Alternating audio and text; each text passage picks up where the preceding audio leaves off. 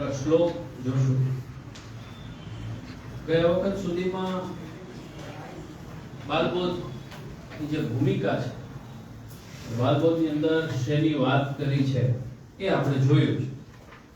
એથી એટલું બધાને લગભગ ક્લિયર હશે અને એ એકવાર રિપીટ પણ થયું છે. એકવાર સાવ ટૂંકમાં લીધેલું અને એકવાર વિસ્તારથી અવશ્ય કરાવેલું.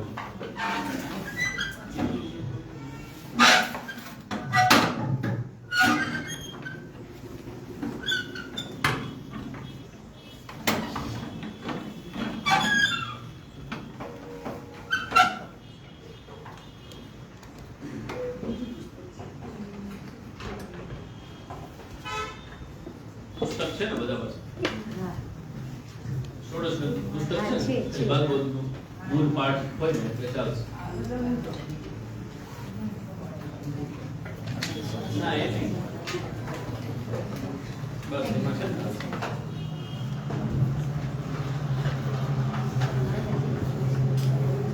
આજે આપણે શ્લોકાર્થ સમજવાનો.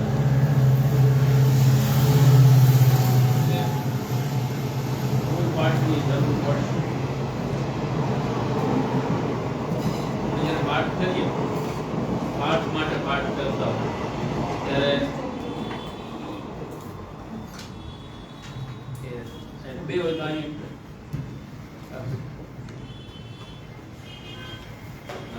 આવી બધા પાસે બુક,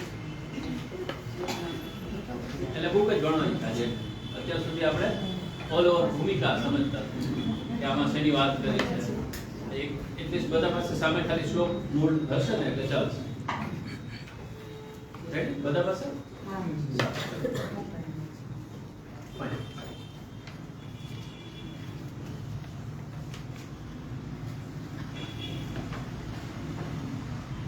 તો પાઠ આપણે કરતા હોય ત્યારે જો આપણે સંસ્કૃત શ્લોક અને એનો અર્થ સમજેલા હોઈએ તો આપણને અર્થ સ્ફૂર્તો છે પાઠ કરવાની સાથે સાથે. ના સમજે હોય તો પાઠ ચાલુ થઈ જાય ને પૂરો થઈ જાય, ખબર ના પડે. છતાંય મહાપ્રભુજીની વાણીનું મહત્વ તો છે જ. અર્થ ના સમજાતો હોય તો પણ અર્થ સમજાતો હોય તો એ વિશેષ સારી બાબત છે.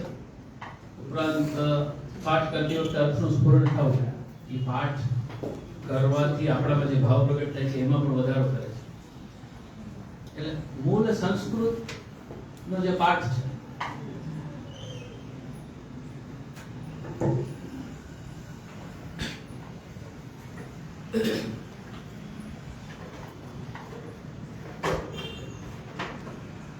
મૂળ સંસ્કૃતના આપણે જે પાઠ કરીએ છીએ એનો શ્લોકાર્થ આપણને જસ્ટ એ કઠિન ગ્રંથો નથી, એવા જેટલા ગ્રંથો છે એમાં ષોડશ ગ્રંથ ને બધા, એનો શ્લોકાર્થ આપણને આવડવો જરૂરી છે. શું કામ? એમ જ્યારે પાઠ કરતા હોય ત્યારે બેઝિક્સ પૂર્ણ થતું જાય. પછી મહાપ્રભુજીની વાણીનો સીધો અર્થ આપણને સીધો સારી રીતે સમજાય નહીં કે આપણને એટલી સ્પષ્ટતા હોય કે આ ગ્રંથમાં મહાપ્રભુજી આ શ્લોકમાં આ વાત કરી છે તો એ આપણામાં એક જાતનો વિશ્વાસ અને નિષ્ઠા અને દ્રઢતા આપણને આપે. એટલા માટે પણ શ્લોકાર્થ સાથે ગ્રંથ ભણવો જરૂરી છે. ન ભણી શકીએ તો એમાં શું કીધું છે એ સમજી લઈએ તો ચાલે, એનો અર્થ સમજીએ. પણ આપણે જો સમજી શકીએ એમ છીએ તો આપણે એક ટ્રાય કરવી જોઈએ.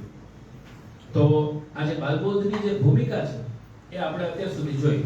ઓલમોસ્ટ એકવાર ટૂંકમાં વિસ્તારમાં જે કરાવી છે. બાલબોધ જે ગ્રંથ છે એની અંદર શેની વાત કરી છે એ લગભગ બધાને ખબર છે. રાઈટ?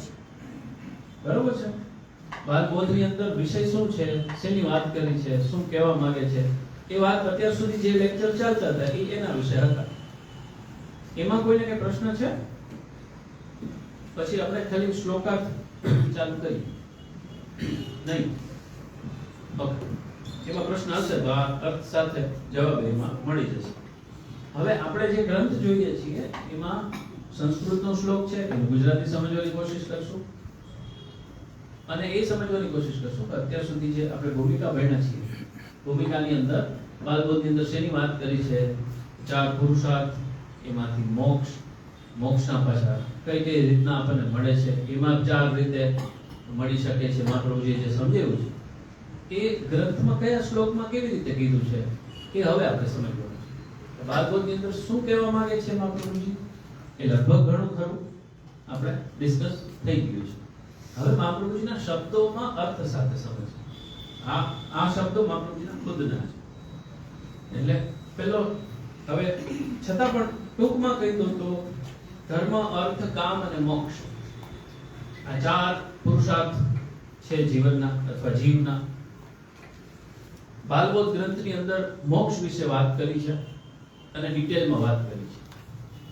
મુખ્ય હેતુ મહાપ્રભુજીનો એવો છે કે ભક્તિ વિશે ડિટેલમાં વાત કરતા પહેલા બીજી બધી બહારની વાત વ્યવસ્થિત રીતના સમજાવી દો, જેથી ભક્તિ માર્ગની અંદર આવ્યા પછી બહારના બીજા પ્રશ્નો ન થાય, એના વિશે વૈષ્ણવ અથવા સાધકને એક ક્લેરિટી હોય. આ પણ એક દ્રષ્ટિકોણ છે આને જોવાનું કે આપણે અન્ય માર્ગમાંથી કેવી રીતે મોક્ષ મળે છે એ સમજવાની શું જરૂર છે. ડાયરેક્ટલી નહીં જરૂર નથી, પણ આપણને પ્રશ્નો થાય એની પહેલા જ એનો જવાબ મહાપ્રભુજી આપી દે છે. એ આચાર્યશ્રીની સ્ટાઇલ છે. કોઈ પણ ગ્રંથ સ્ટડી કરતા હોય ત્યારે પણ એવું થાય, સર્વજ્ઞમાં શાસ્ત્રાર્થમાં પણ એવું થાય. એક શ્લોકનો અર્થ સમજીએ એટલે આપણા મગજનો પ્રશ્ન જ આવે, પછી એનો જવાબ બીજા શ્લોકમાં હોય જ. એનો અભ્યાસ કરીને ત્યારે ખ્યાલ આવે છે આપણને જે પ્રશ્ન જાગ્યો છે એ હવેના શ્લોકમાં એનો જવાબ છે. સમજીએ મોક્ષ મોસ્ટલી પુરુષાર્થ અને મોક્ષ વિશેની વાત છે, અને પછી ભક્તિનું શું છે એ આગલા ગ્રંથોમાં આવશે. તો પહેલા શ્લોક બધા એક સાથે પાઠ કરશું. નત્વા હરિસરાનંદમ સર્વસિદ્ધાંત સંગ્રહમ બાલપ્રબોધનાય વદામિ સુવિનિશ્ચિતમ. એક શ્લોક હવે સમજ. હવે આજે પુષ્ટિ વિધાન છે, હિન્દી ગુજરાતી ગમે એની એક અલગ પ્રકારનું ફોર્મેટ છે. એમાં દરેક શ્લોકની ઉપર કૌંસમાં કંઈક આપેલું છે. જુઓ, જેની પાસે એ છે એમાં પણ હશે. હા, એમાં હશે.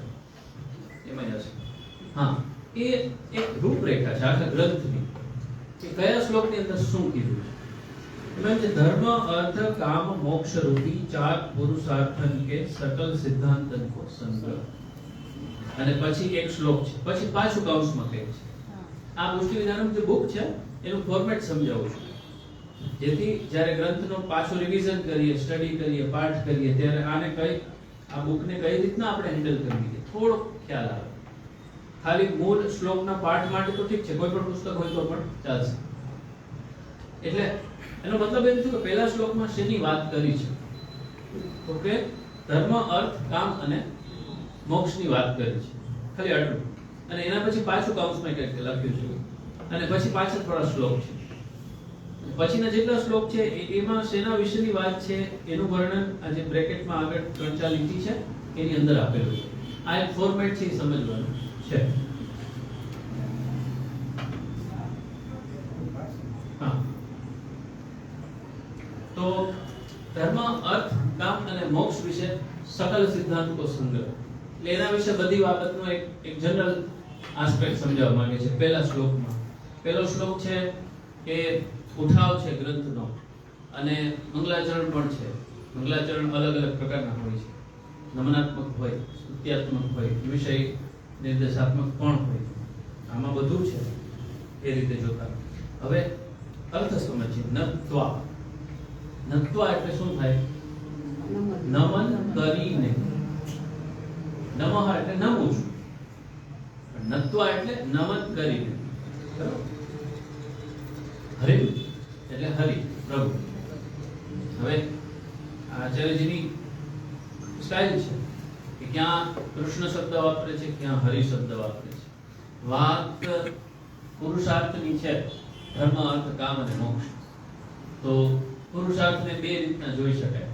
પુરુષાર્થ એટલે આપણા ઇન્ટેન્શન્સ, હેતુઓ જીવના. એક દુઃખની નિવૃત્તિ અને સુખની પ્રાપ્તિ. તો હરિ છે એનો અર્થ જ થાય દુઃખ હરવા વાળા હરિ. એટલે અહીંયા પુરુષાર્થની વાત છે એટલે પ્રભુના નામમાં હરિ શબ્દ વાપર્યો છે.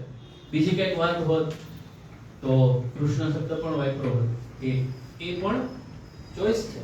એ એમના મગજમાં આવ્યું એટલે લખીને કોઈ એવું નથી, એ ઇન્ટેન્શન બતાવે છે. એ આપણને ખબર કેમ પડે? એ એના આપણા આચાર્યજી પછી જે ટીકાકારો થઈ ગયા એમનો અભ્યાસ કરવાથી ખ્યાલ આવે. નત્વા હરિમ સદાનંદમ, હરિની સાથે જ, હરિ એટલે દુઃખને હરવા વાળા હરિ, એટલે એક પુરુષાર્થ આ રીતે થયો. બીજું સદાનંદમ, હરિ કેવા છે? સદાનંદ, આનંદ સ્વરૂપ, એટલે આનંદની પ્રાપ્તિ. એ પણ નામની અંદર સમાવેશ. સર્વ સિદ્ધાંત સંગ્રહમ, સર્વ એટલે બધા, સિદ્ધાંત એટલે જે સમજ છે, સિદ્ધાંત છે. સંગ્રહમ એટલે અહીંયા સર્વ સિદ્ધાંતનો સંગ્રહ કીધેલો છે. સ્વ સિદ્ધાંતની વાત નથી કરી, એટલે સર્વ સિદ્ધાંતની વાત કરી. સર્વ સિદ્ધાંત એટલે આપણા શાસ્ત્રોમાં જે કંઈ મોક્ષ વિશેની અથવા પુરુષાર્થ વિશેની જે કંઈ વાત કરી છે એ આખી વાત હું તમને સમજાવું છું, એમ કહેવા માંગે છે. એટલે શબ્દ વાપર્યો છે સર્વ સિદ્ધાંત સંગ્રહ. કે તમારા માટે સ્પેસિફિક છે, ખાસ તમારા માટે છે કે ખાસ મારા વૈષ્ણવ માટે છે, એવી રીતની વાત નથી. સર્વ સિદ્ધાંત સંગ્રહ, બધી બાબતની વાત આપણે કરી છે. પછી આના પછીનો જ ગ્રંથ છે સિદ્ધાંત મુક્તાવલી. એનો પહેલો શ્લોક છે, એમાં સ્વ સિદ્ધાંત આવે, સ્વ સિદ્ધાંત સંગ્રહ. એમાં પછી સેવાની વાત છે, એ બીજા સંપ્રદાયના લોકો માટે નથી. એ મહાપ્રભુજી એમ કહે છે તમારા વૈષ્ણવ માટે, અને તમારે શું કરવાનું છે તમારા માટે, એ જ કહું છું. અહીંયા એમ કહે છે કે આપણે ભક્તિ કરવાની છે, પણ ભક્તિ સિવાય જે છે ને એનો પહેલા ખ્યાલ મેળવી લો, એટલે તમને એના કોન્ટ્રાસ્ટમાં ખબર પડે કે તમે ક્યાં છો. તો સર્વ સિદ્ધાંત સંગ્રહમ એનો અર્થ આ રીતે સમજવું. પુરુષાર્થને લગતી બધી બાબતનો અત્યારે વાત છે, સ્વ સિદ્ધાંતની વાત પછી કરશું. બાલ પ્રબોધનાર્થાય, બાલ એટલે બાલક, પ્રબોધનાર્થાય, પ્રબોધન એટલે સમજાવવા, શીખવવા, અને પ્ર લગાડ્યું છે એટલે વધારે સારી રીતે સમજાવવા માટે. પ્રબોધનાર્થાય, પ્રબોધન અર્થાય, એટલે પ્રબોધન માટે. વદામી એટલે હું કહું છું, વદતી એટલે બોલે છે, વદામી એટલે હું કહું છું, બોલું છું. સુવિનિશ્ચિતમ એકદમ દ્રઢપણે નક્કી કરીને કહું છું, એટલે આ જે છે સોલિડ છે, એમાં કઈ કન્ફ્યુઝન નથી, આમાં કઈ ડિબેટ નથી, સીધે સીધી વાત છે. સુવિનિશ્ચિતમ આટલું જ ક્લિયર છે. જે વાત મહાપ્રભુજી કરવાના છે ગ્રંથમાં આગળ, સુવિનિશ્ચિતમ છે એટલે એકદમ સ્પષ્ટ છે, નક્કી કરેલી છે, સોલિડ વાત છે. એમાં કઈ ડિબેટ છે આમે હોય આમે હોય એવી વાત નથી, સીધી વાત છે કે આટલું આટલું છે જોઈ લો, એટલે સુવિનિશ્ચિતમ. આ આટલા કોન્ફિડન્સ સાથે ઉઠાવ કરે છે ગ્રંથ. તો ફરીથી નત્વા હરિમ સદાનંદમ સર્વ સિદ્ધાંત સંગ્રહમ બાલ પ્રબોધનાર્થાય વદામિ સુવિનિશ્ચિતમ. એટલે જે બાલ પ્રબોધનાર્થાય, બાલ એટલે બાલક, પણ અહીંયા કઈ સેન્સમાં બાલકની વાત કરી છે? બાલક, એક બાલક એટલે આપણે જેને આપણે લૌકિક અર્થમાં બાળક સમજીએ છીએ. હવે એને આપણે બાળક શું કામ સમજીએ છીએ, અથવા શું કામ બાળક? અજ્ઞાન છે, એને હજી ઘણું બધું શીખવાનું છે. જીવનની અંદર એની એન્ટ્રી થઈ છે, લાઈફના સાયકલમાં એ એન્ટ્રીનો ફેઝ છે. પછી ગ્રોનો ફેઝ આવે, પછી વૃદ્ધત્વ આવે, જ્યાં બહુ બધું જ્ઞાન ને એક્સપિરિયન્સ નથી. એટલે એક બાલ્યાવસ્થા છે, પછી યુવાવસ્થા છે, જ્યાં બહુ બધી એનર્જી છે, થોડું જ્ઞાન છે, થોડું અજ્ઞાન છે. પછી પ્રૌઢાવસ્થા છે, બહુ બધું જ્ઞાન એક્સપિરિયન્સ કલેક્ટ થઈ ગયું. લાસ્ટના ફેઝ છે, અવસ્થાઓ છે. તો એવી જ અવસ્થા તમે જ્યારે કોઈ પણ નવા ક્ષેત્રમાં જાઓ તો તમે એ ક્ષેત્રમાં બાલક છો, ઉંમરની દ્રષ્ટિએ ભલે ના હો. એટલે બાલ પ્રબોધનાર્થાય, એટલે ગ્રંથનું નામ છે બાલક. કે જે ગોષ્ઠીમાં એન્ટ્રી કરી છે એને પહેલા આટલું જાણી લેવું જરૂરી છે, એટલે કન્ફ્યુઝન ના. કારણ કે તમે બાલ્યાવસ્થામાં હશો ત્યારે પછી ભક્તિની વાત કરશે ને પછી આવા પ્રશ્નો આવશે તો કન્ફ્યુઝન થશે, સંશય થશે. તો એ ન થાય એની પહેલા જ એનો ઉપાય બાલ પ્રબોધનાર્થાય એ અર્થમાં આપે છે. એટલે બાલ શબ્દ એટલા માટે વાપર્યો છે, અને ગ્રંથનું નામ પણ બાલ બોધ એટલા માટે જ છે કે બાળકો માટે, બાળકને સમજાવવા, બાળકો જે છે એને સમજાવવા માટે. બાળકો એટલે પુષ્ટિમાર્ગની અંદર જેનું અવસ્થા બાળકની છે, જેને અમે હજી જ્ઞાન પ્રાપ્ત કરવાનું છે, જે નિર્દોષ છે, જેને હજી ઘણું બધું જ્ઞાન મેળવવાનું છે અથવા એટલું જ્ઞાન છે એ નહીં, અજ્ઞાન અવસ્થામાં છે, એ બધા માટે. તો એમને સારી રીતે અર્થ થાય એટલા માટે હું કહું છું, બાલ પ્રબોધનાથાય વદામિ સુવિનિશ્ચિતમ, સારી રીતે સ્પષ્ટ રીતે. તો આ પહેલા શ્લોકનો શબ્દનો અર્થ આપણે સમજ્યા. આટલામાં કોઈને કઈ પ્રશ્ન હોય તો મને કહો, અને બધા એકવાર પોતાની રીતે વાંચો, અર્થ સમજતા સમજતા મનમાં જ, બરાબર? અને એમાં જો અર્થમાં ક્યાંય પ્રોબ્લેમ રહેતો હોય તો કહો, પછી આપણે આગળ કરીએ.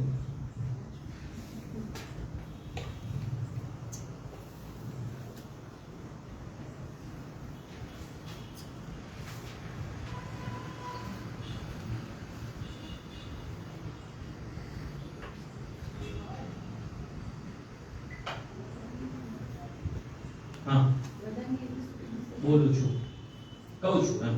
એટલે હવે આગળ જે કહે છે ને એના વિશે વાત કરીશ, કે એના વિશે હું વાત કરીશ. બાલ પ્રબોધનાથાય, પણ શેના વિશે વાત કરશે?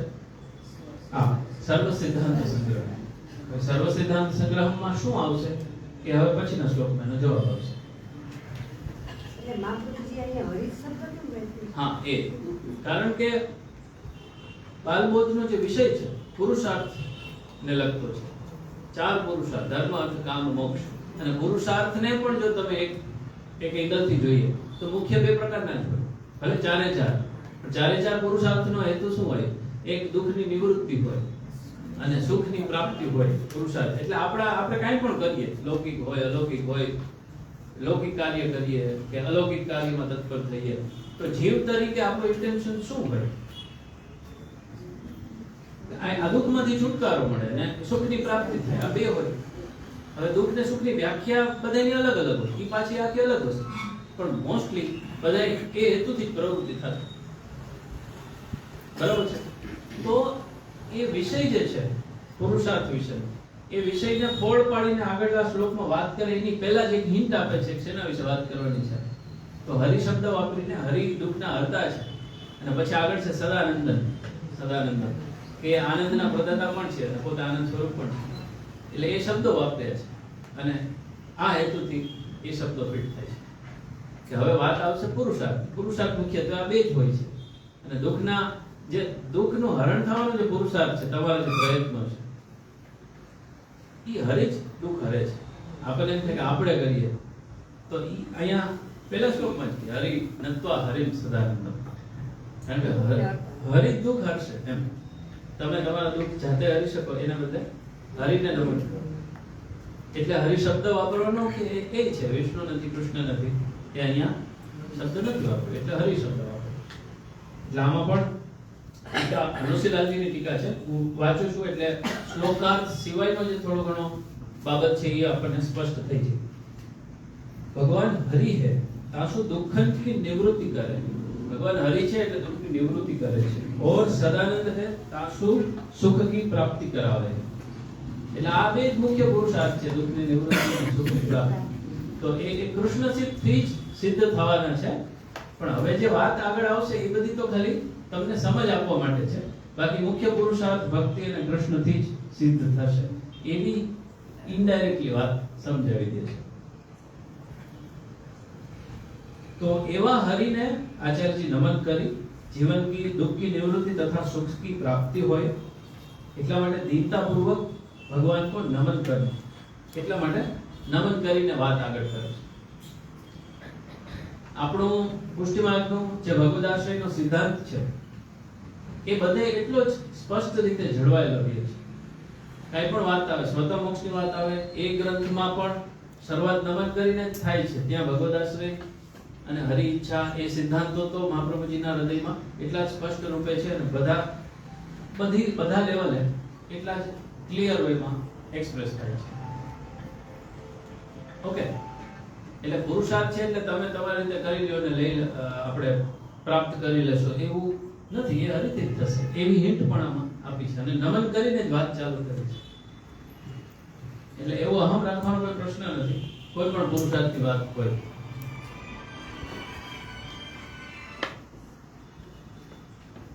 તો નમન કરી અને સર્વ સિદ્ધાંત સંગ્રહ જે છે, સર્વ સિદ્ધાંતનો જેનો સંગ્રહ છે એવી બાબત આગળ એની વાત આપણે આગળ કરશું. અને કોના માટે છે ગ્રંથ? કોના માટે છે ગ્રંથની શરૂઆતમાં મોસ્ટલી અધિકારીનું વર્ણન હોય છે કે આ કોના માટે હોય છે. બાલ પ્રબોધનાર્થાય, જે એક બેઝિક પ્રાઇમરી લેવલનો ગ્રંથ છે. અને આગળ એમ કહે છે કે बालकन को बोध करने के लिए इतना अपनो हित कहा तथा अहित कहा वो नहीं जाने. પોતાનું હિત શું અને અહિત શું એવી જેને ખબર નથી એ બાળક છે. એટલે આપણે મોક્ષની અને ભક્તિ અને જીવન અને આધ્યાત્મિક ઉન્નતિની બાબતમાં હિત શું ને અહિત શું એની આપણને આપણા લેવલે પ્રાઇમરી લેવલે ખબર નથી. એટલે આપણે બાળક છીએ.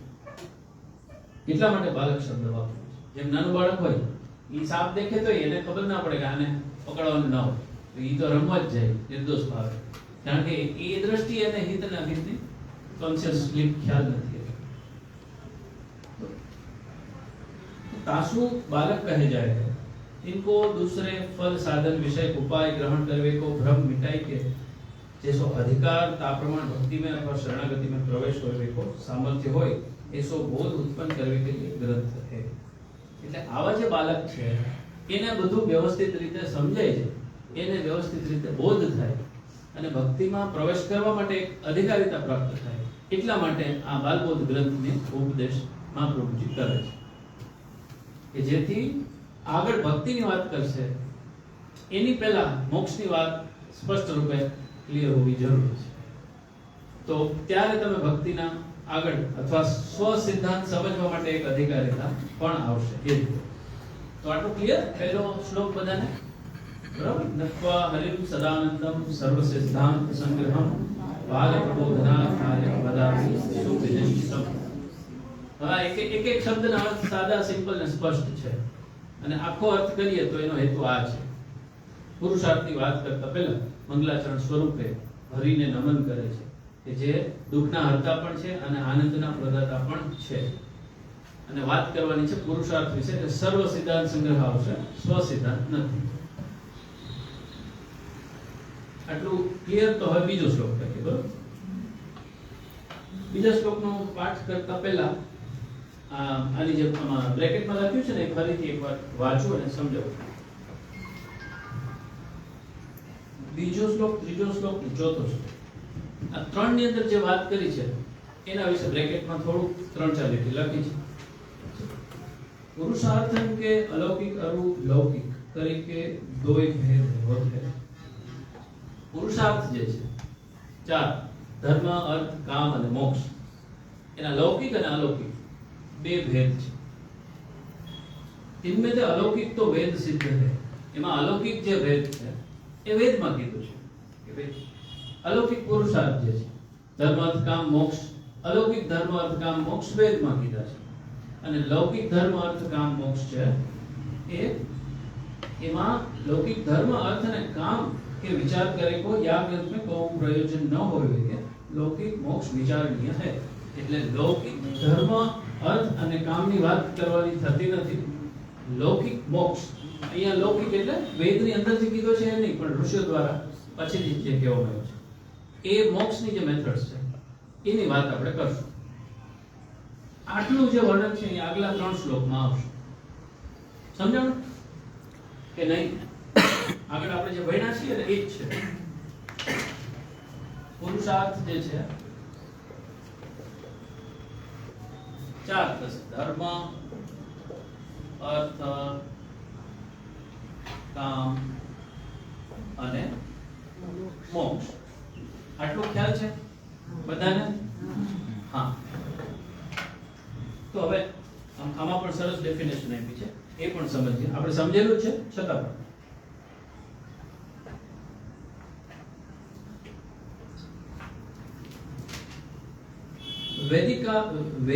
वेदाधिकरण में करवे की अथवा नहीं करवे की आज्ञा है. विधि અને નિષેધ જે કીધો છે એ ધર્મ છે. એટલે ધર્મનો અર્થ કર્તવ્યના રૂપમાં પણ આ ધર્મ જ થશે. તમારો ધર્મ શું? વૈષ્ણવ તરીકે આ ધર્મ છે, પુત્ર તરીકે આ ધર્મ છે, તમે જે તે પ્રોફેશનમાં હોય એ તરીકે તમારો ધર્મ આ છે. નાગરિક તરીકે આપણો આ ધર્મ છે. એટલે શું કરવું શું ના કરવું એ ધર્મની કેટેગરીમાં જશે. ધર્મ એટલે આપણે ત્યાં ધર્મનો જે કન્સેપ્ટ છે એ રિલિજિયન કરતા ડિફરન્ટ છે. અને આપણે ધર્મને જ્યારે રિલિજિયનના દૃષ્ટિકોણથી જોઈએ ત્યારે બહુ બધા બખેડા થશે. રિલિજિયનનો કન્સેપ્ટ વેસ્ટમાંથી આવ્યો છે, એનો સ્ટ્રક્ચર આખું જુદું છે. આપણે ત્યાં ધર્મ છે, એનો અર્થ, એની ભાવના, એનો કન્સેપ્ટ રિલિજિયન કરતા ટોટલી ડિફરન્ટ છે. એટલે રિલિજિયનનો સ્પેલિંગ પછી એનો ઉચ્ચાર પછી એનો અર્થમાં આપણે ધર્મ લખતા, રિલિજિયન એટલે ધર્મ એવું નથી થતું. એટલે આ ધર્મ થયો. હવે અર્થ આમાં લખ્યું છે માલા, ચંદન, સ્ત્રી, પુત્ર, દેહ, પ્રાણ, આભરણ, ગૃહ, ધન વગેરે સબ અર્થ કહે જાય. કાંઈ પણ વસ્તુ, મટીરિયલ કાંઈ પણ અચીવ કરીએ એ અર્થ છે. આપણે પ્રોપર્ટી લઈએ તો અર્થ છે, નવો મોબાઈલ લઈએ તો એ પણ અર્થ છે, પૈસા કમાઈએ એ પણ અર્થ છે, પૈસા સિવાયનું કાંઈ પણ દ્રવ્ય અર્જિત કરીએ મટીરિયલ સુખ સમૃદ્ધિ માટે એ બધું અર્થ છે. એ પણ પુરુષાર્થ છે. એટલે આને એક આ રીતે પણ જોવાય કે માણસ જે કંઈ કરે છે એ શેના માટે કરતો હોય? તો આ ચારમાંથી એક વસ્તુ માટે કરતો હોય. પછી હાલતો હોય, લખતો હોય, બેસતો હોય, જમતો હોય, કાંઈ ચારમાંથી એક વસ્તુ માટે કરતો હોય. એટલે જ એને પુરુષાર્થ કીધો છે. જીવ જે કાંઈ પણ કરે છે એની એક્ટિવિટીઝ જેના મુખ્ય આ ચાર કેટેગરીના હેતુઓ છે. તમારું ઇન્ટેન્શન શું છે? તો કે આ તો આમાંથી એકમાં ફિટ થતો હોય છે. એટલે કાંઈ પણ દ્રવ્યાદિ પૈસા મટીરિયલ્સ અર્જિત કરવું અથવા તો એને પોતે ઇટસેલ્ફ એને અર્થ કહેવાશે. બરાબર? આ જનરલ સેન્સમાં કહું છું. એટલે આપણા માટે આ અર્થ છે એમ. પછી એમાં આપણું જે આગળ છે હવે काम એટલે શું? शब्द स्पर्श रूप रस गंध वगैरह विषय में इंद्रियन की अनुकूलता सु प्रवृत्ति હોય है सो काम કહ્યું જાય છે. કામ એટલે શું? આપણે જે અનુભવ કરીએ છીએ, કંઈ પણ અનુભવીએ છીએ, આપણે શેનાથી અનુભવીએ છીએ?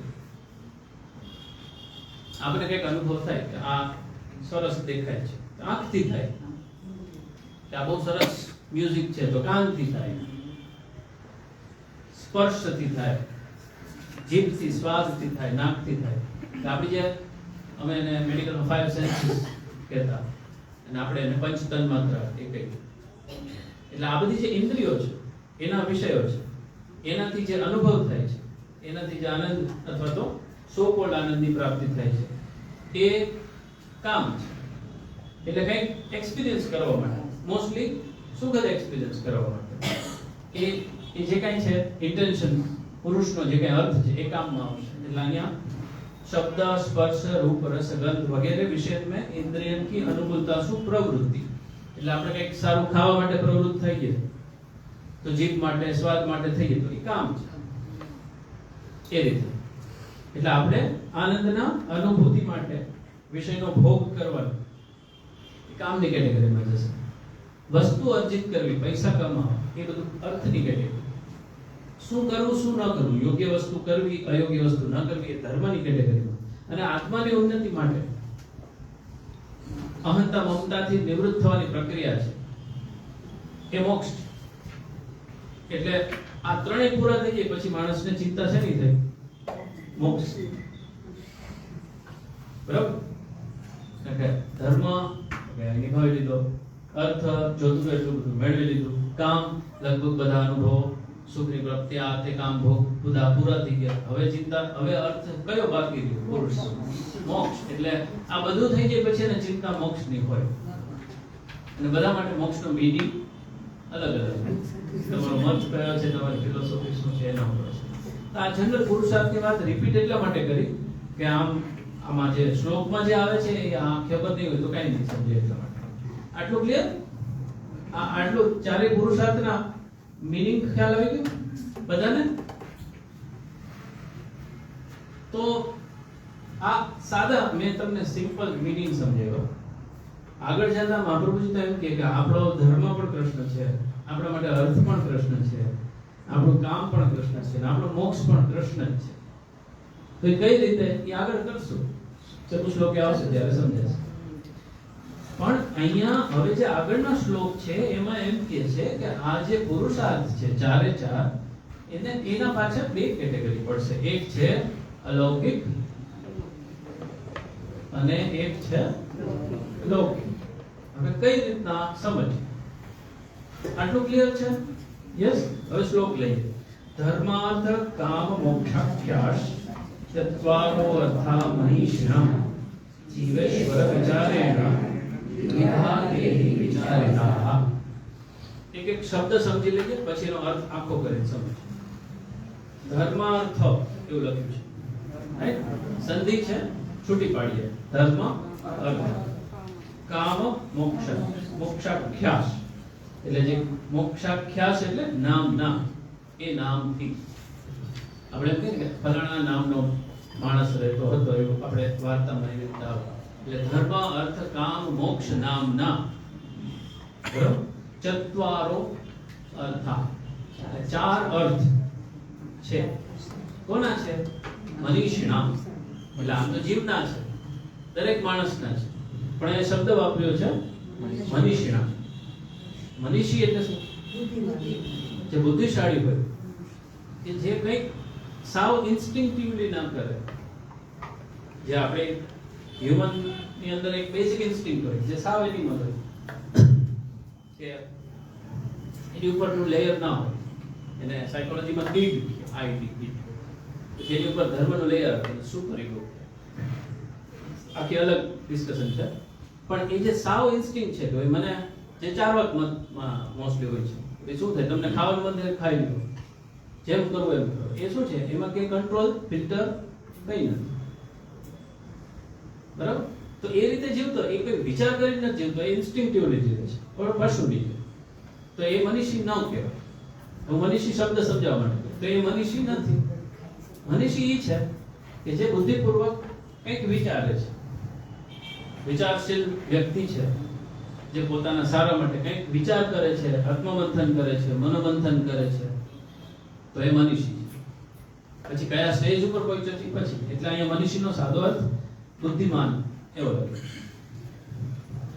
એટલે તમારે મહાપ્રભુજી જ્યારે મોક્ષ વિશેની વાત કરે છે, અથવા તો આપણા કલ્યાણની વાત કરે છે, તમને કઈ પડી જ નથી, તો એના તો તમારા માટે નથી એમ કહે છે. એટલે શબ્દ વાપર્યો છે મનીષિણા. તમે મનીષી છો, તમને કઈ કન્સર્ન છે તમારા માટે, તમારા ઉદ્ધાર માટે, તો તમે પુરુષાર્થ વિશે કંઈક વિચારશો. અને એ પુરુષાર્થ મોસ્ટલી ચાર. એટલે મનીષી હોય એના ચાર પુરુષાર્થ છે. પશુની જેમ જે ઇન્સ્ટિંક્ટિવલી ખાલી જીવે છે, તેને પુરુષાર્થનો પ્રશ્ન જ નથી આવતો, કારણ કે એમાં ધર્મ ક્યાંય નથી, ખાલી ઇન્સ્ટિંક્ટ જ છે. તો એમાં પુરુષાર્થની વાત નથી આવતી. એટલે પુરુષાર્થ કોના છે? મનીષી. એટલે શબ્દ વાપર્યો છે મનીષિણા. ધર્માર્થ કામ મોક્ષાખ્યાસ ચત્વારો અર્થ મનીષા. કે મનીષીઓના ચાર પુરુષાર્થ હોય છે: ધર્મ, અર્થ, કામ અને મોક્ષ. એટલે શું થાય એ આપણે જોયું હમણાં, બરાબર? અહીંયા પુરુષાર્થ એવો શબ્દ નથી, ખાલી ચત્વારો અર્થા આવો શબ્દ. એટલે ચાર અર્થ. પુરુષાર્થ શું કામ નથી લખ્યું એ આગળ સમજાવશે. જીવેશ્વર વિચારેણ દ્વિધાતેહિ વિચારિતાઃ. જીવ ઈશ્વર સંધિ છે. જીવેશ્વર શબ્દ છે ને, એને આપણે છૂટો પાડશું. એટલે જીવ અને ઈશ્વર. જીવેશ્વર વિચારેણ, વિચારવામાં આવેલા. એટલે જીવ દ્વારા વિચારવામાં આવેલા અને ઈશ્વર દ્વારા આપેલા. દ્વિધા એટલે બે પ્રકારે, દ્વિધા. ત્રિધા એટલે ત્રણ પ્રકારે. નવધા એટલે નવ પ્રકારે. નવધા ભક્તિ એટલે નવ પ્રકારની ભક્તિ નહીં, નવ પ્રકારે ભક્તિ. એટલે ધા એટલે પ્રકારે, બે પ્રકારે. દ્વિધા તેહિ વિચારિતા એટલે બે પ્રકારે એનો વિચાર કરવામાં આવ્યો છે. કોનો બે પ્રકારે વિચાર કરવામાં આવ્યો છે? પુરુષાર્થ. પુરુષાર્થ, ચારે ચાર પુરુષાર્થ, બે પ્રકાર વિચાર. કઈ બે રીતે? જીવ અને ઈશ્વર, એ રીતે. તો એમાં ઈશ્વર દ્વારા જે વિચાર કરવામાં આવ્યો છે એ પુરુષાર્થ ક્યાં થશે? અલૌકિક. બરોબર છે? અને જીવ દ્વારા વિચાર કરવામાં છે એ લૌકિક. તો એમાં ઈશ્વરને બદલે અહીંયા કોણ આવશે? ઋષિમુનિ. અહીંયા આ વેદમાં આપેલું છે. આ પછી ઋષિ પ્રણિત જે તે ગ્રંથો છે એમાં આપેલું છે. તો સમજો હું તમને અર્થે સમજાવું છું અને એની અંદર જે વાત કરી છે એ પણ સમજાવું. ફરીથી ધર્મ અર્થ કામ મોક્ષાખ્યાસ ચત્વારો અર્થા મનીષિણા. મનુષ્યોના 4 અર્થો હોય છે, એટલે પુરુષાર્થ હોય છે. ધર્મ, અર્થ અને કામ અને મોક્ષ. જીવેશ્વર વિચારેણ વિધાતે વિચારિતા. જીવ અને ઈશ્વર આ રીતે 2 પ્રકારેનો વિચાર કરવામાં આવે છે. એટલે ધર્મ, અર્થ, કામ અને મોક્ષ ઈશ્વરની દ્રષ્ટિએ, એટલે વેદમાં કીધેલા છે અલૌકિક રીતે અને લૌકિક રીતે, જે ઋષિઓએ ડાયરેક્ટ કીધા છે વેદની અંદર. આટલું ક્લિયર? આમ તો આ બધી વાત આવી જ ગઈ છે, પણ આપણે શ્લોક સાથે એક એક વસ્તુ કરી લઈએ છીએ. નો સીધો અર્થ વાંચી જાઉં છું ફરી એકવાર.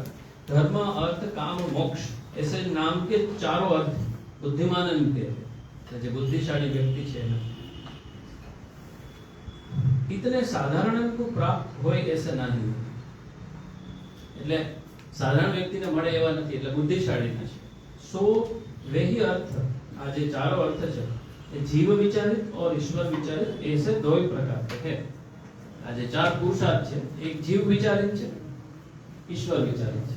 4 પુરુષાર્થનું જે વર્ણન છે એ તમને જીવ દ્વારા, એટલે ઋષિમુનિઓ દ્વારા પણ જોવા મળશે અને વેદની અંદર પણ આપેલું છે એવું જોવા મળશે. આટલું ક્લિયર? બીજા શ્લોકનો અર્થ સમજાઈ ગયો બધાને? હા કે ના? હા, તો મને કોક સમજાઈ ગયું?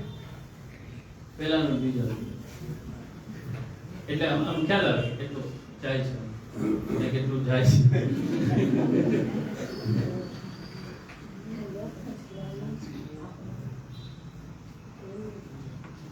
હા બોલો. ખાલી અર્થ જ આપણે અત્યારે પહેલા શ્લોકાર્થ સમજીએ છીએ અને શ્લોકની અંદર જે વાત કરી છે એ તો વાત ઓલરેડી થઈ ગઈ છે અને હજી ડિટેલમાં આગળ પછી કરીએ. બોલો. નત્વા હરિ સદાનંદમ. હા એટલે નમન કરીને. હા. નત્વા હરિ સદાનંદમ એટલે નમન કરીને. હરિ એટલે દુઃખને હરનારા, સદાનંદ એટલે સદા આનંદમાં રહેનારા એવા આપણા પ્રભુ. સર્વ સિદ્ધાંતના સિદ્ધાંત સંગ્રહમ એટલે સર્વ સિદ્ધાંતનો સંગ્રહ. હા આગળ પછી બીજી બાળ પ્રબોધનાર્થાય બાળકને સમજાવવા માટે. બધાની એટલે હું કહું છું. સવિનિશ્ચિતમ સુવિનિશ્ચિતમ એટલે સારી રીતે નિશ્ચિત વિચારી. હા બરાબર, સરસ. હવે આ તમે જે કર્યું એ દરેક શબ્દનો છૂટો છૂટો અર્થ સમજાય, બરાબર? એટલે સંસ્કૃતમાં કેવું છે કે એનું જે સ્ટ્રક્ચર છે શ્લોકનું, એમાં અંગ્રેજી કે ગુજરાતી જેવા સ્ટ્રિક્ટ નિયમો નથી કે ભાઈ પહેલા કર્તા આવે ને પછી આ શું કહેવાય ક્રિયાપદ આવે પછી કર્મ આવે, એવું નથી. એમાં કર્તાય પહેલા આવે, ક્રિયાપદે પહેલા આવે, ક્યારેક કર્મય પહેલા આવે. એ સંસ્કૃત ભાષાની ખૂબી છે. પણ એનો અર્થ શું છે એ સમજવા માટે, કારણ કે આપણે સંસ્કૃતમાંથી પૂછરા નથી, આપણે ગુજરાતીમાં છે એટલે આપણે સંસ્કૃત પહેલા ગુજરાતી કરવું પડે. એટલા માટે શબ્દોને અર્થ સમજતા પહેલા આગળ પાછળ ગોઠવી લેવા પડે. એને કહેવાય અન્વય. એટલે અન્વય અર્થ, એટલે શ્લોકનો પહેલા એક એક શબ્દનો અર્થ, પછી એનો અન્વય. એટલે શ્લોકના શબ્દોને એવી રીતે ગોઠવવા જેમાંથી આપણને વાક્યની રીતના સીધો મીનિંગ આવે, આપણને સમજે એવી રીતે, અને એનો અર્થ એ ભાષા. એટલે હવે આને આ રીતે પણ જોઈ શકાય. શ્લોકમાં જોજો.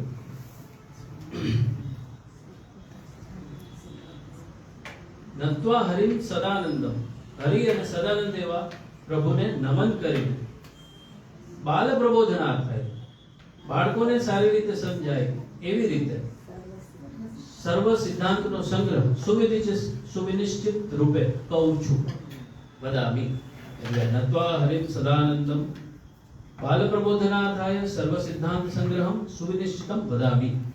એટલે આ થયો અન્વય.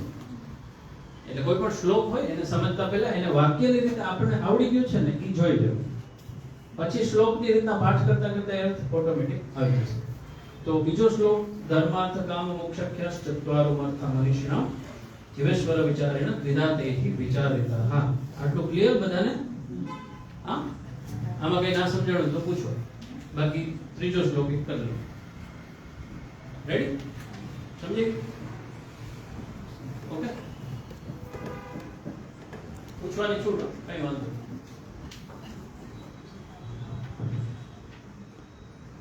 તો આગળ કરીએ નહીં? હે? કરીએ કે પાછું કરીએ નહીં? રિવિઝનની જરૂર નથી ને? ઓકે, તો હું બાવાને કહી દઉં ને કે હવે મેં સમજાવી દીધું છે, બધાને આવડી ગયું છે, તમારે પૂછજો. સારું. હવે એક આગળ વધતા પહેલા એક વાતની સ્પષ્ટતા. બીજો શ્લોક છે ને એમાં જુઓ, પુરુષાર્થ આખો શબ્દ નથી, ખાલી અર્થ કીધું છે. ચત્વારો અર્થા મનુષ્ય, એક હિન્ટ છે. ટીકાકાર સમજાવે છે કે એ ચારો નામ શું ही अर्थ કહે જાય. વસ્તુતઃ શું? એટલે વસ્તુતઃ ભક્તિ ही મુખ્ય પુરુષાર્થ. પુરુષાર્થ તો ભક્તિ જ છે. આ બધાને તો ખાલી અર્થ કહેવાય. એમ કહેવામાં આ ટીકાકારનો વ્યૂ પોઈન્ટ કેટલો સરસ છે. तासु मूल में एक्चुअली तासु ही मूल में पुरुषार्थ है, ऐसे नहीं कहे अर्थ है, ऐसे कहे. मतलब चत्वारो अर्था मनुष्य ना, धर्म अर्थ काम मोक्ष मनुष्योना अर्थ છે. પુરુષાર્થ તો ભક્તિ છે. એટલે એમ કરીને ભક્તિનું મહત્વ સમજાયું છે. અને આને આપણે ટેકનિકલી પુરુષાર્થ જ કહેવાય. પણ જ્યારે અર્થ ખાલી આટલો જ શબ્દ વાપરો, પુરુષાર્થ શબ્દ ના વાપરો, તો આ જે મહાપ્રભુજીની શબ્દની ચોઈસ છે એને નરસિંહલાલજી ટીકાકાર આ રીતે સમજાવે છે કે મુખ્ય પુરુષાર્થ તો ભક્તિ જ છે. અને અહીંયા પુરુષાર્થ શબ્દ ના વાપરીને ખાલી અર્થ શબ્દ વાપરો, એનો અર્થ એમ છે કે એમ કહેવા માંગે છે કે ભક્તિ જ મુખ્ય પુરુષાર્થ છે, આ બધા તો ખાલી અર્થ છે. तो હવે આ जीवन में विचार कियो है तथा ईश्वर ने हूँ विचार कियो है, ऐसे दो प्रकार से विचारित है. આ બે રીતે આને જોવાના છે. તો હવે એ બે રીતે છે એનો આગળનો શ્લોક છે. એ એમ કે છે, અલૌકિકાસ્તુ વેદોક્તાઃ સાધ્ય સાધન સંયુતા લૌકિકા ઋષિભિઃ પ્રોક્તા તથૈવેશ્વર શિક્ષયા. હવે આની અંદર જે કે અર્થો છે ને, શ્લોકની અંદર જે મીનિંગ છે, એટલા પણ શ્લોક એનો અર્થ છે લગભગ આપણે આગળ જોઈ ચૂક્યા છે, એટલે એની વધારે ડિટેલ લેવાની જરૂર નહીં પડે. કારણ કે આ જ વાત આપણે જ્યારથી બાલબોધની શરૂઆત કરી ત્યારથી આ જ વાત આપણે કરી છે. હવે ખાલી જોવાનું જે કઈ વાત સમજ્યા છે એ શ્લોકમાં કઈ રીતના આપેલી છે. અલૌકિકાસ્તુ વેદોક્તા, પહેલા પુરુષાર્થની વાત કરી કે ચાર પુરુષાર્થ છે, ધર્મ અર્થ કામ મોક્ષ ચત્વારો અર્થા મનીષિણા જીવેશ્વર વિચારેણા દ્વિધા તેહિ વિચારિતા. હવે માં દ્વિધાની હવે ડિટેલમાં જાય છે, દ્વિધાની ડિટેલમાં જાય છે. એમાં છે અલૌકિકાસ્તુ વેદોક્તાઃ, જે અલૌકિક છે એ વેદમાં કીધેલા છે, વેદમાં કીધેલા છે એટલે ઈશ્વર વિચારિત. સાધ્ય સાધન સંયુતાઃ, એટલે શું કરો તો શું મળે. અલૌકિક ધર્મ કઈ રીતે સિદ્ધ થાય, કયા યજ્ઞો કરવા જોઈએ, અલૌકિક અર્થ કઈ રીતે સિદ્ધ થાય, કામ કેમ સિદ્ધ થાય, મોક્ષ, એ બધું વેદની અંદર કીધેલું છે. વેદમાં કીધું છે એટલે કોઈ વ્યક્તિએ નથી કીધું, સીધું ઈશ્વર વિચારિત છે એટલે અલૌકિક છે. સાધ્ય સાધન સંયુતા, એટલે એમાં સાધ્ય સાધન, સાધ્ય અને સાધન, કે આ સાધન કરવાથી આ ફળ મળે, એવી રીતના વેદમાં એનું વર્ણન કરેલું છે. અલૌકિકાસ્તુ એટલે અલૌકિક તો, વેદોક્તાઃ વેદમાં, ઉક્તાઃ વેદોક્તાઃ એટલે વેદ ઉક્તાઃ વેદમાં કીધેલા છે. સાધ્ય સાધન સંયુતાઃ, સાધ્ય અને સાધન સાથે, સાધન એટલે આ કરવાનું, સાધ્ય એટલે આ મળશે, સંયુતાઃ એટલે સાથે સહિત. બરોબર. હવે આગળ લૌકિકા ઋષિભિઃ પ્રોક્તા, એ લૌકિક પુરુષાર્થ છે એ ઋષિઓ દ્વારા કીધેલું, ઋષિભિઃ પ્રોક્તા.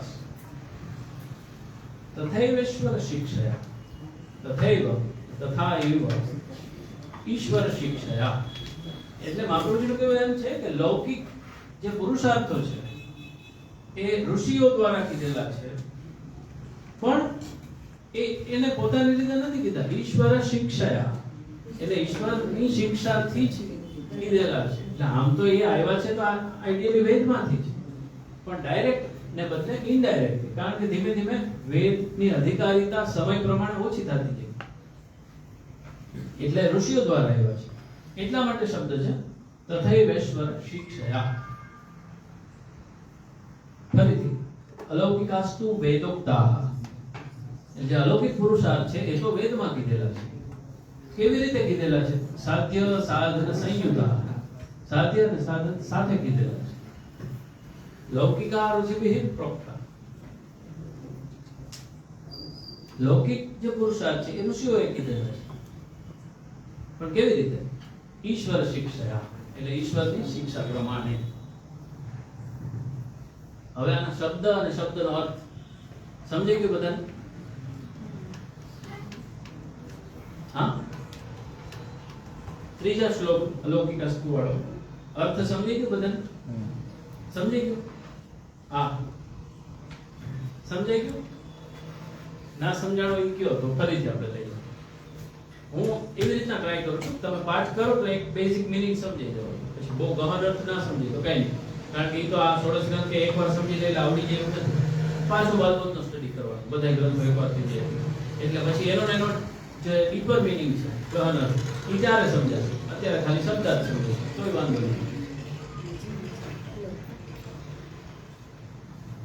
અમે હોર્સ રાઇડિંગ શીખવા જતા ને તો એક વિદ્યાર્થી આવતો, તેમાં રાઇડિંગ કરવામાં ટેકનિક્સ હોય તો ઓલા ઇન્સ્ટ્રક્ટર હોય આપણને સમજાવે કે આવી રીતે કરવાનું. એમાં ઘોડો જે ચાલે ને એની સાથે તમારે મૂવમેન્ટ કરવાની, તાલ મેળવવાનો. તો એ સમજાય છે એને પહેલે જ દિવસે સમજાય, ના સમજાય ને એટલે એ થડકા જ થાય. તો એકને એ 3 મહિનાનો કોર્સ હોય તે છેલ્લા અઠવાડિયે સમજાણું કે આ તો આવડી ગયું, તો સમજાવતા. એટલે એમાં પહેલી વારમાં ના આવડે તો વાંધો નહીં એમ, પછી અમુક ડીપર મિનિંગ પાછળ પણ એમાં આપણે એમાં હોય તો આવડે. યસ, તો 3 શ્લોક આપણે થયા છે અત્યાર સુધીમાં,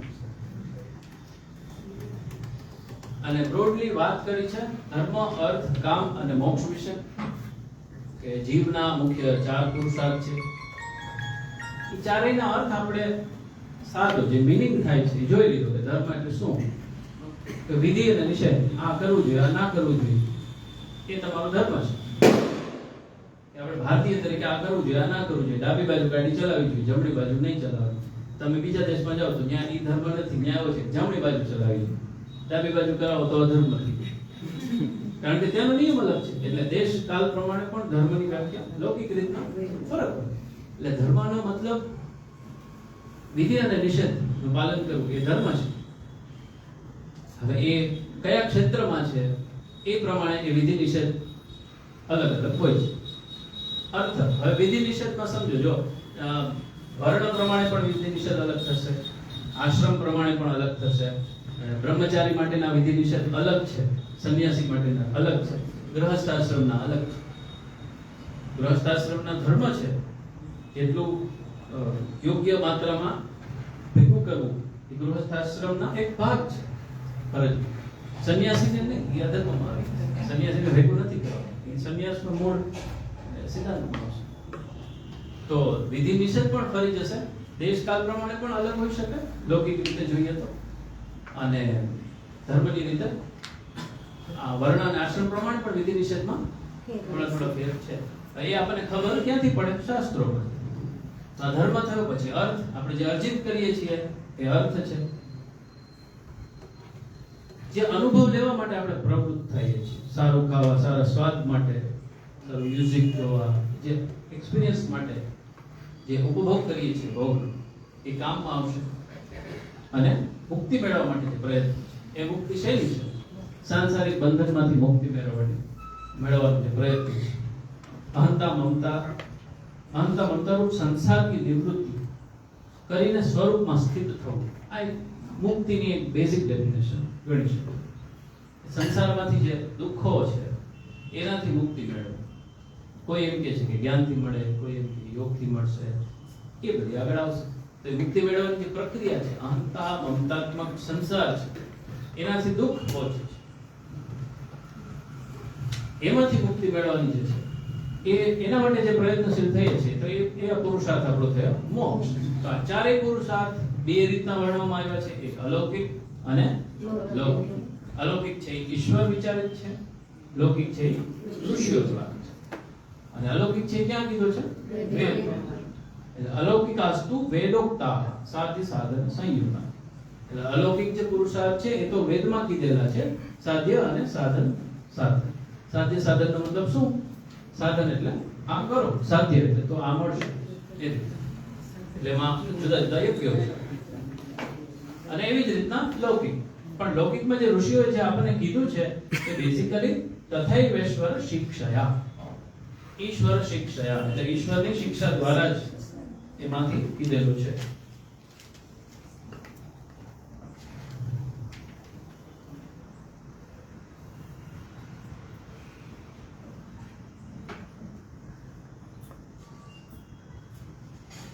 હવે આ પણ એક સરસ દ્રષ્ટિકોણ છે, જોઈએ. वेद ईश्वर प्रोक्त है, तासु वेद में कहा है पुरुषार्थ ईश्वर विचारित पुरुषार्थ है, सीधे सीधी सादी बात. और ऋषि ने कहे सो लौकिक पुरुषार्थ जीव विचारित. ऋषिओए जे कीधुं छे એ જીવ વિચારિત છે, કારણ કે વેદમાં કીધું નથી, ઋષિઓએ કીધું છે. यद्यपि सब ऋषि वेद को जानने वाले हैं, तथापि ऐसे ही निरूपण करने की ईश्वर की आज्ञा है, तासु भिन्न निरूपण कियो है. અમુક ઋષિઓના જે નિરૂપણ છે ચારે અર્થમાં એ ઘણા બધા ડિફરન્ટ આવતા હોય. ઘણીવાર વેદથી પણ ડિફરન્ટ હોય, જેમ કે ચાર વાક્ય છે, રાઈટ. અને ઘણીવાર એકબીજાથી ડિફરન્ટ હોય છે. શું કામ?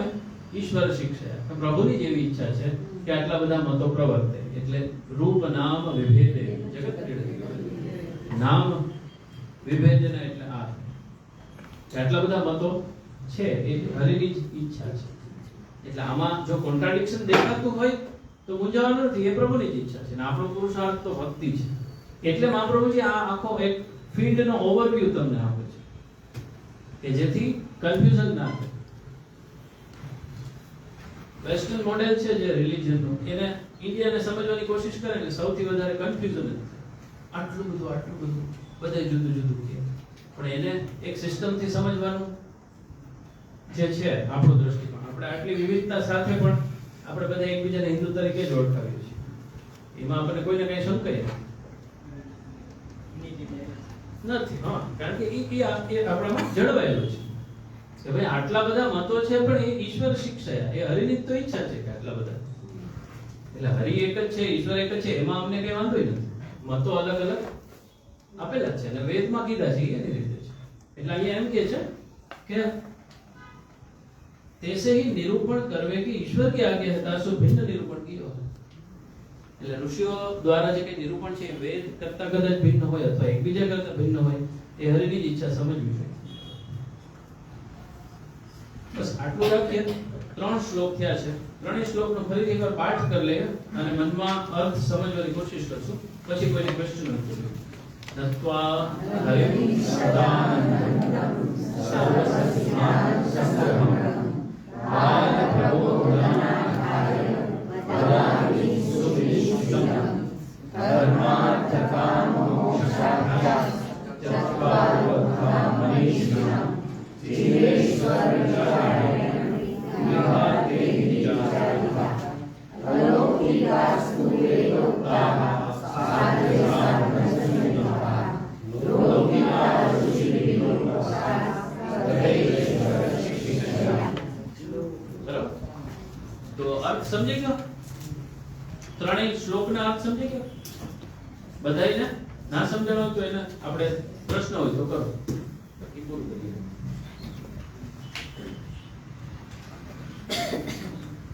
આ હેલો ગ્રંથ વગેરે ક્યાં આવે બધાને સમજી હે? બરાબર સમજાઈ ગયું ને બધું? મૂકે છે. હા બસ એક આ જે રિવિઝન કરાવવાનું લૌકિક ઋષિ રાખી. હા, એટલે આમાં છે ને સંસ્કૃત લેંગ્વેજ છે ને બહુ કન્સાઇઝ છે મહાપ્રભુજીની સ્ટાઇલ. એટલે કે આખું વાક્ય ઝાઝા બધા શબ્દને બદલે ઓછા શબ્દ વાપરાય. એટલે આગલા શ્લોકમાં શેની વાત કરી જુઓ. બીજા શ્લોકમાં બીજો શ્લોક વાંચ્યો છે. હા હા, એટલે બીજા શ્લોકમાં વાત શેની સમજાવી? હું તમને આ સ્ટાઇલ સમજાવું છું. ઘણી વાર શું છે ગ્રંથ સમજવામાં આપણને એપ્રોચ ખબર ના હોય એટલે આપણે કન્ફ્યુઝ થઈ. હવે સમજો બીજા શ્લોકમાં વાત શેની થઈ? ચાર પુરુષાર્થ. હવે પુરુષાર્થ શબ્દ વારે વારે નહીં વાપરે, બરાબર? અને એમાં શું કીધું? જીવેશ્વર વિચારેના દ્વિધા દેહી વિચારે. અને આ જે પુરુષાર્થ છે એ બે રીતના વિચારવામાં આવે છે. આટલી વાત થઈ. હવે પછીનો શ્લોક વાંચો. અલૌકિકાસ્તુ વેદોક્તા. એટલે અલૌકિક તો વેદમાં કીધા, પણ અલૌકિક શું? પુરુષાર્થ. એવી રીતના લૌકિકા ઋષિભિઃ પ્રોક્તા. એટલે લૌકિક શું? પુરુષાર્થ. કોણે કીધેલા છે? ઋષિઓએ. સમજણ? હા, એટલે સમજણ કે હા, લૌકિકા ઋષિભિઃ પ્રોક્તા તથા વૈશ્વર શિક્ષયા. હવે એનો શું કહે સંધિ છૂટી પાડો. તથૈ વૈશ્વર શિક્ષયા. ત્રણ શબ્દ છે. તથૈવ ઈશ્વર અને શિક્ષયા. એટલે એ પણ ઈશ્વરની પ્રેરણાથી જ કે છે.